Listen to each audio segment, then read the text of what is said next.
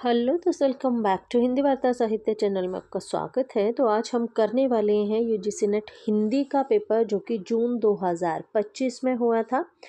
तो आज हम इसको डिस्कस करने वाले हैं पूरा डिटेल के साथ। इससे पहले हम इसके 70 क्वेश्चन जो है वो ऑलरेडी डिस्कस कर चुके हैं। आज हम इसमें सिर्फ 10 क्वेश्चन डिस्कस करेंगे। 71 से 80 तक जो है वो पूरा डिटेल के साथ 4 ऑप्शंस को सॉल्व करते हुए चलेंगे। तो चलिए फिर जल्दी से वीडियो को शुरू करते हैं।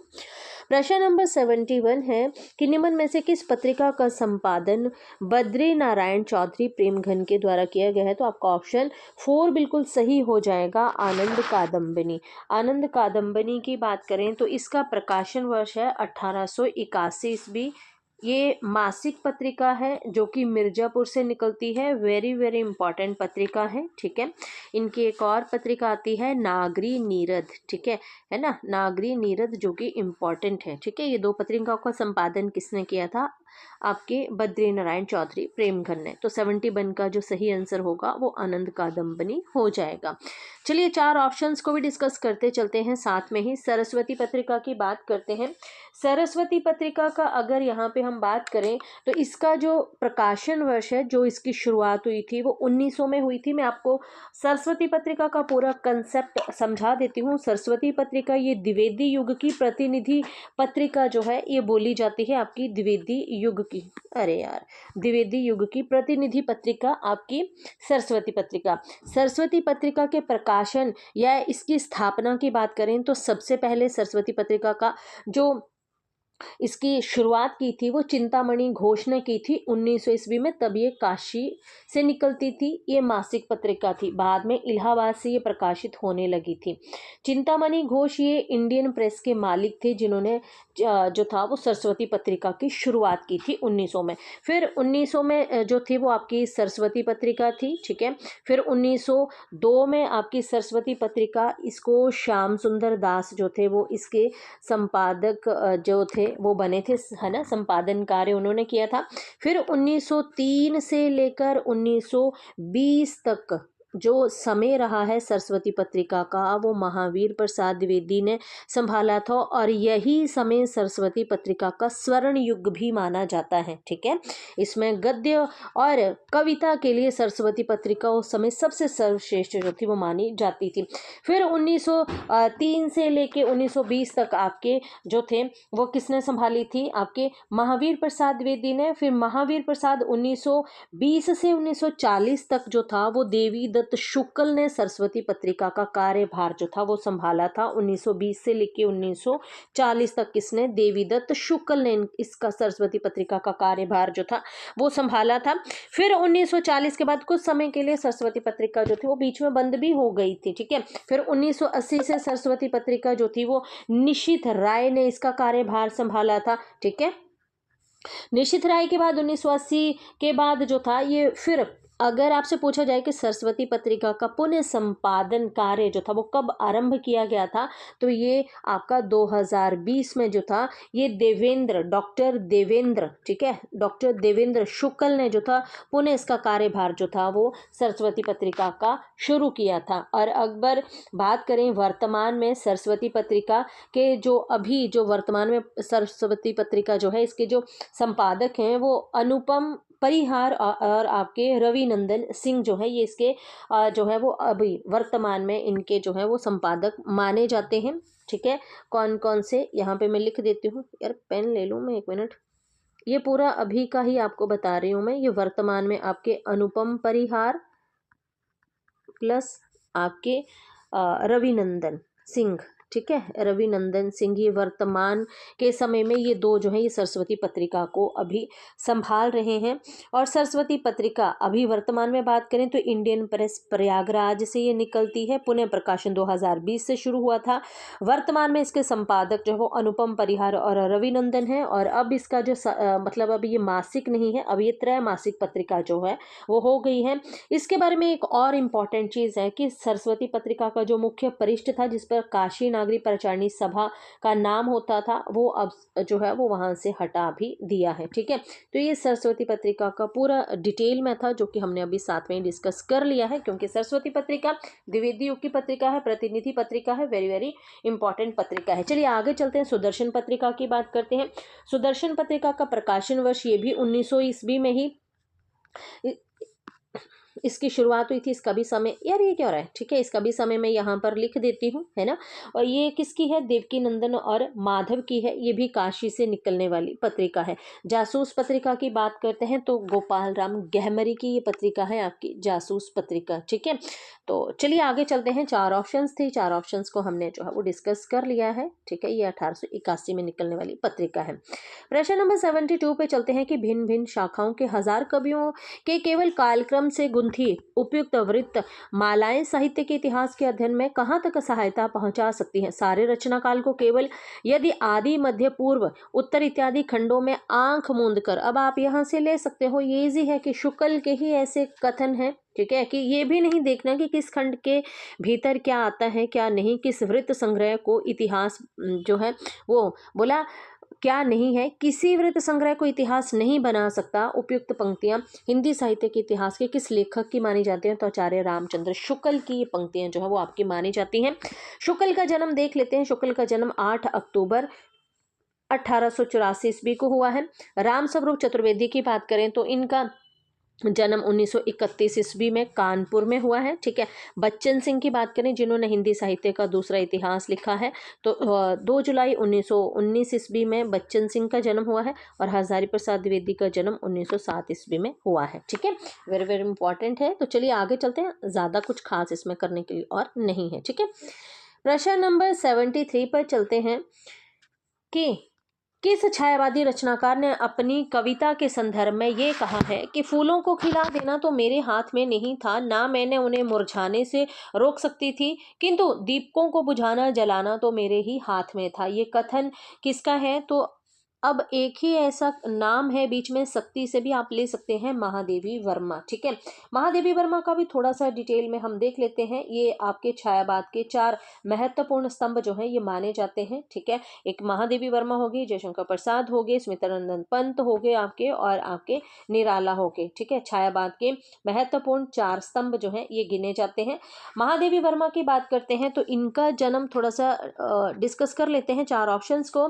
1907 ईस्वी में इनका जन्म हुआ है। प्रथम कविता की बात करें तो प्रथम कविता इनकी दिया आती है। आधुनिक युग की इनको मीरा कहा जाता है। हिंदी के विशाल मंदिर की वीणा पाणी जो है महादेवी वर्मा को किसने कहा था, निराला ने कहा था। निहार, रशिम नीरजा, सांध्या गीत, यामा, दीप शिखा आदि इनकी महत्वपूर्ण रचनाएं हैं। यामा इनकी महत्वपूर्ण रचना है जिस पर इनको जो था वो ज्ञानपीठ पुरस्कार दिया गया था। ज्ञानपीठ पुरस्कार पाने वाली प्रथम महिला, ठीक है, महिला जो है आपकी महादेवी वर्मा ही मानी जाती है। ठीक है, और अगर ज्ञानपीठ पुरस्कार की बात करें कि ज्ञानपीठ पुरस्कार सबसे पहले किसको मिला था, तो आपको पता है कि सुमित्रानंदन पंत को सबसे पहले जो था वो ज्ञानपीठ पुरस्कार चितंबरा पर दिया गया। तो सबसे पहले पुरुष ज्ञानपीठ पुरस्कार प्राप्त करने वाले पंत थे, 1968 में उनको चितंबरा पर मिला था। और सबसे पहले ज्ञानपीठ पुरस्कार पाने वाली महिला जिनको 1982 ईस्वी में यामा पर जो था वो ज्ञानपीठ पुरस्कार मिला था। ठीक है, इसके अलावा आप एक क्रम जरूर याद रखिएगा, 68, 72, 78 और 82। ठीक है, इसमें आपको, इसमें पंत को मिला था। ठीक है, 72 में जो था वो दिनकर को मिला था। ठीक है, उर्वशी पर।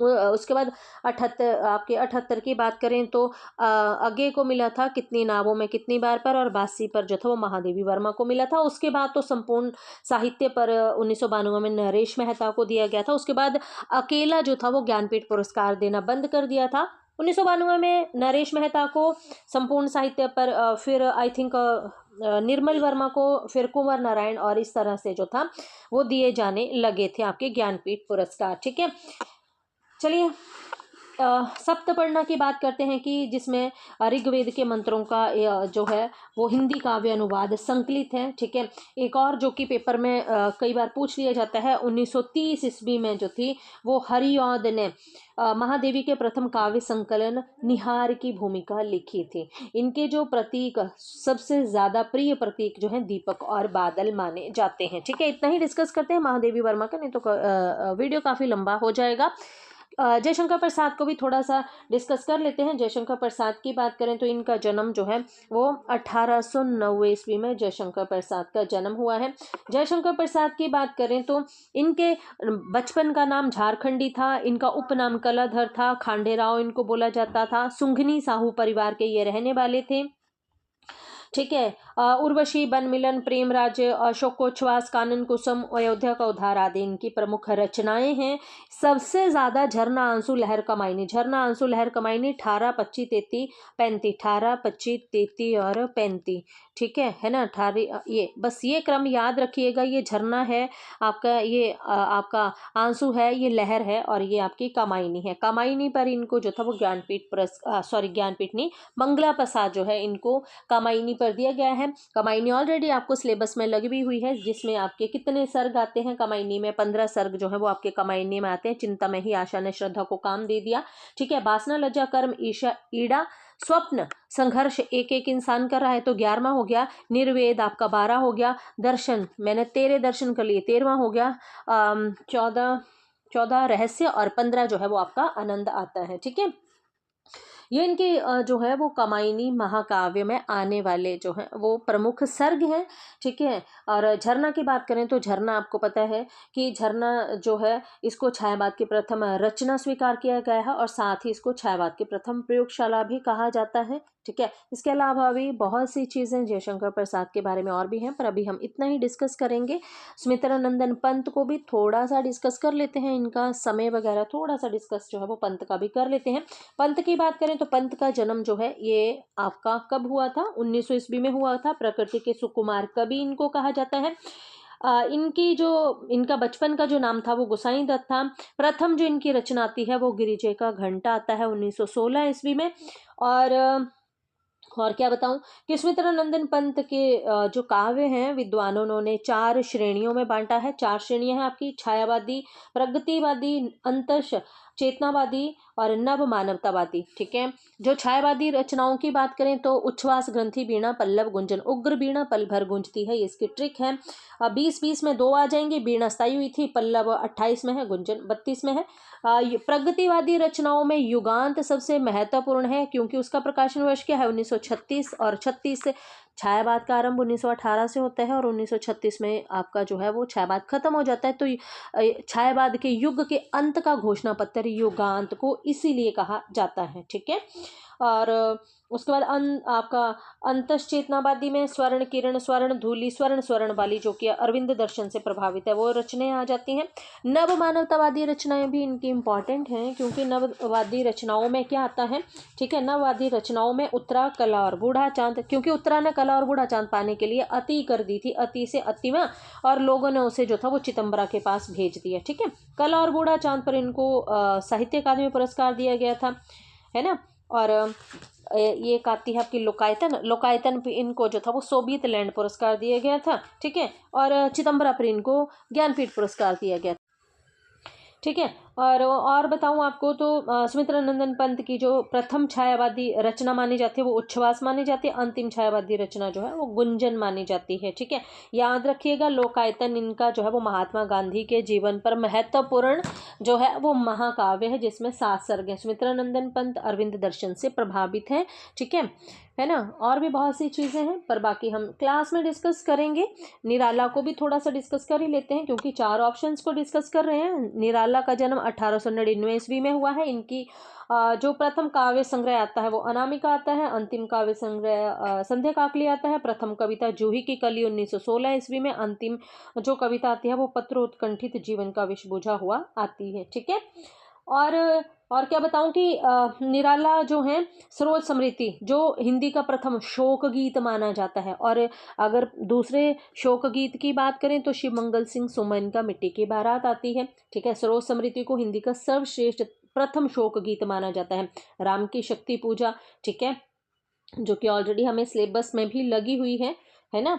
उसके अलावा अनामिका है, परिमल है, गीतिका है, तुलसीदास है, कुकुरमुत्ता आपको सिलेबस में लगी है, 1942 ईस्वी में है, ठीक है। आराधना, गीत गुंज, संध्या काकली जो कि मरणोपरांत इनकी प्रकाशित हुई थी।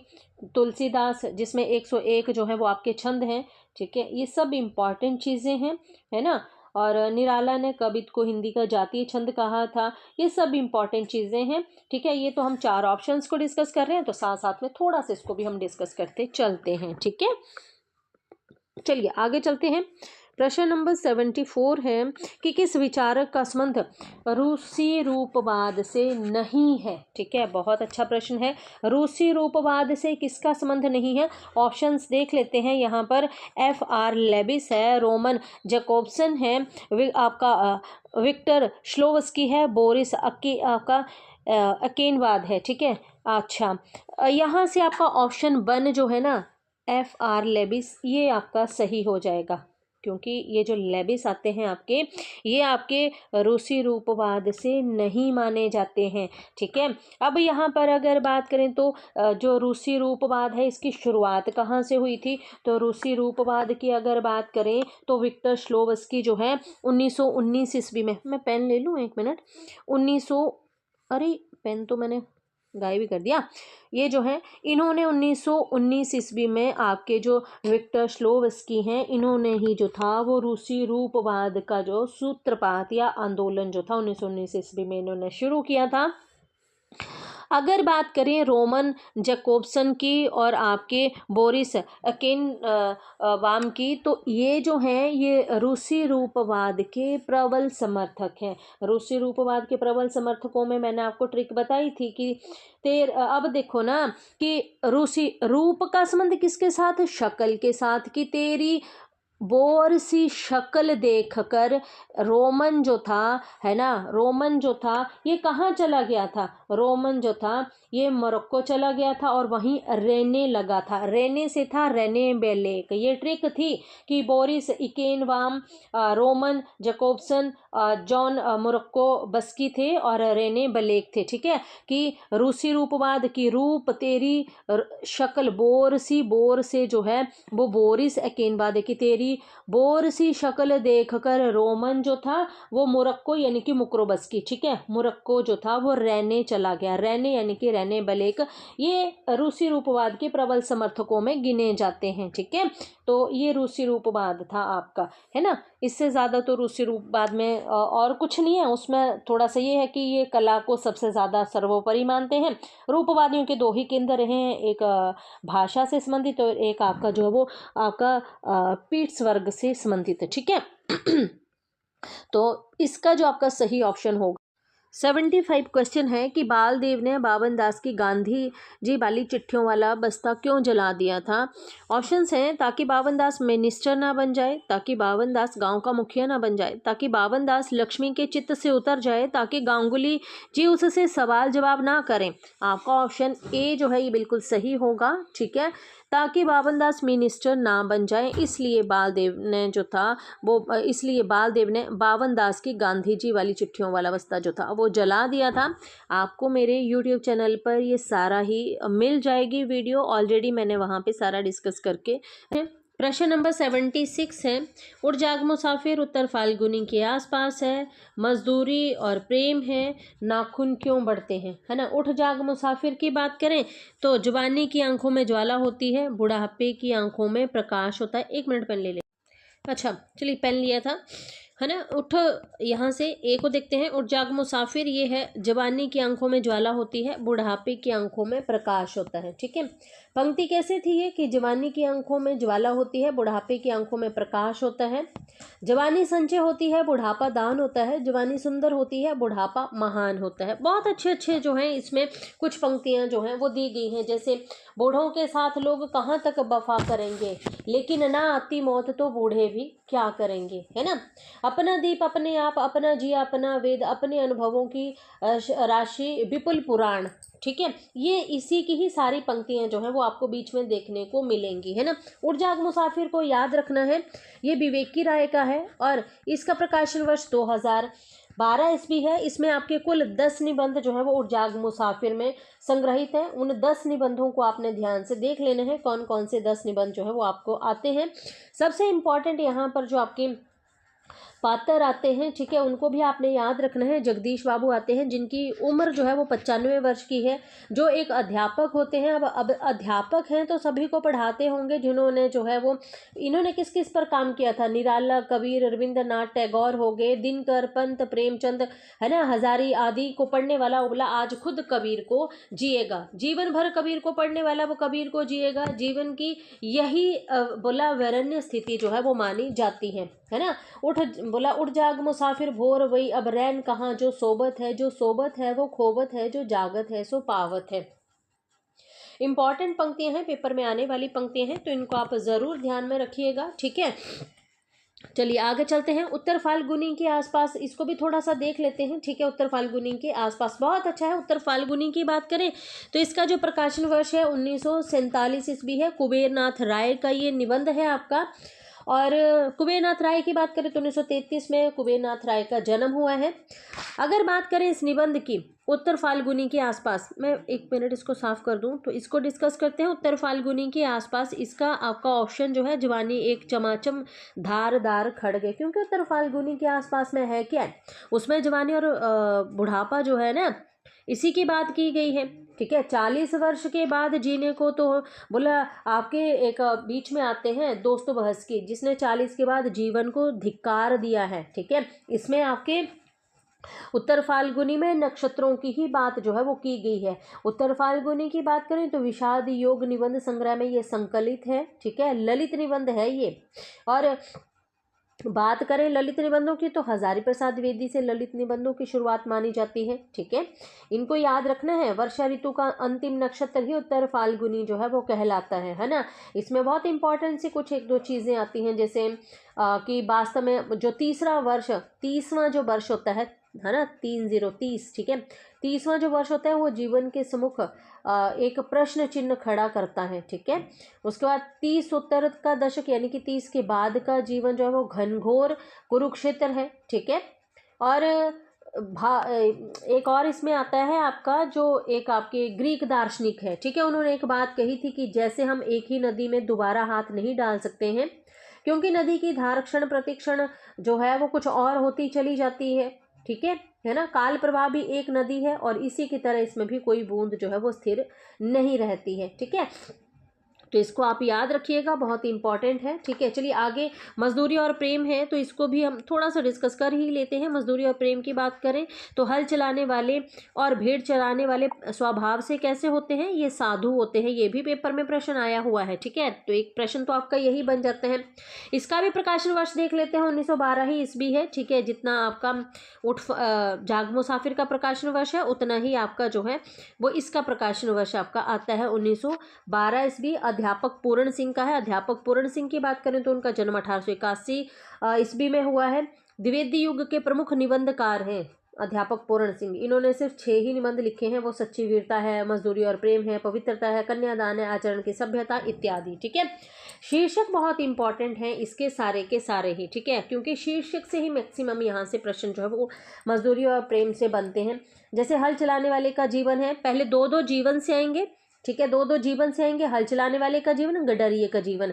अगले 2 आएंगे मजदूरी से, मजदूर की मजदूरी, प्रेम की मजदूरी, ठीक है। फिर कला और फकीरी, यानी कि मजदूर और कला, मजदूरी और फकीरी। फिर समाज का पालन करने वाली दूध की धारा, और लास्ट में आपका पश्चिमी सभ्यता, ठीक है।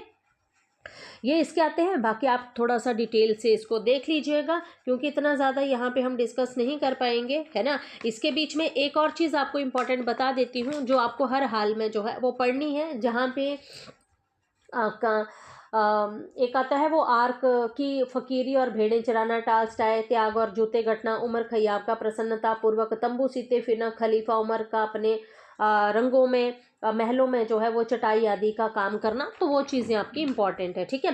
फिर उसके बाद नाखून क्यों बढ़ते हैं, हजारी प्रसाद द्विवेदी का है, ठीक है। नाखून क्यों बढ़ते की बात करें तो ये आपका कल्पलता काव्य संग्रह में ये संग्रहित है आपका, ठीक है। ललित निबंध है ये आपका, ठीक है। नाखून क्यों बढ़ते हैं हजारी प्रसाद द्विवेदी का है। एक मिनट चलिए, है ना। तो ये कल्पलता काव्य संग्रह में संग्रहित है, जिसका प्रकाशन वर्ष क्या है 1951। इसमें कुल कितने, इसमें कुल आपके 20 निबंध जो हैं वो संग्रहित हैं। देख लीजिएगा कौन कौन से 20 हैं, आपकी किताब में ऑलरेडी दिया गया होगा, है ना। ये हजारी प्रसाद द्विवेदी का है। हजारी प्रसाद द्विवेदी का जन्म मैंने आपको बता दिया 1907 ईस्वी में, जहां उनकी बेटी उनसे पूछती है कि नाखून क्यों बढ़ते हैं और इन नाखूनों को अगर बढ़ते हैं तो हम फिर काटते क्यों हैं। चुपचाप सजा भी ये सहन कर लेते हैं। बहुत सी चीजें आपको इसमें मिलेंगी देखने के लिए, ठीक है।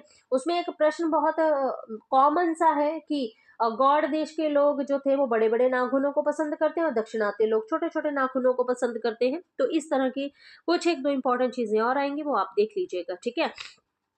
आगे चलते हैं, प्रश्न नंबर 77 है, बहुत अच्छे, बहुत मेरा बहुत फेवरेट है ये। भारतीय काव्य शास्त्र की बात करें तो, ठीक है, भारतीय काव्य शास्त्र है ना, शब्दार्थों सहित तो काव्य है, पद संघटना है, रीति है, आपका ध्वन्यालोक लोचन है और रस मीमांसा है, ठीक है। शब्दार्थों सहित तो काव्यम की बात करें तो ये भामा का है, यार पेन ले लेते 1 मिनट, है ना। शब्दार्थों सहित तो काव्यम की बात करें तो ये आपका भामा का आता है, ठीक है। भामा की बात करें तो भामा 6वीं शताब्दी के कवि हैं। काव्य अलंकार नामक इन्होंने ग्रंथ लिखा है और 6वीं शताब्दी के आपके कवि हैं, ठीक है ना। उसके बाद बात करते हैं पद संघटना रीति की बात करें तो पद संघटना रीति की जहां बात आ जाती है, ठीक है, आपका आनंदवर्धन का, ठीक है। और आनंदवर्धन के जन्म की अगर बात करें तो इनका जन्म जो है वो 9वीं शताब्दी का है। आनंदवर्धन का ग्रंथ जो आता है ये आपका ध्वन्यालोक आता है, ठीक है। ये 9वीं शताब्दी के आसपास के कवि जो है वो आपके माने जाते हैं, ठीक है।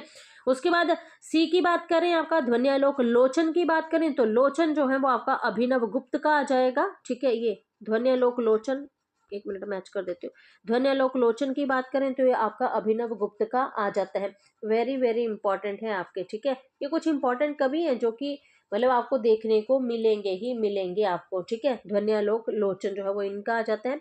उसके बाद अगर रस मीमांसा की बात करें तो ये आपका आचार्य रामचंद्र शुक्ल का आ जाता है, ठीक है।